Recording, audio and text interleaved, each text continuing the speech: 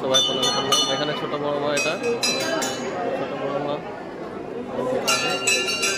আর এখানে সবাই গাছে যে যার মনত করে এখানে ফল বাঁধা হয়। তো যাওয়া যাক বড় বড় মন্দিরে।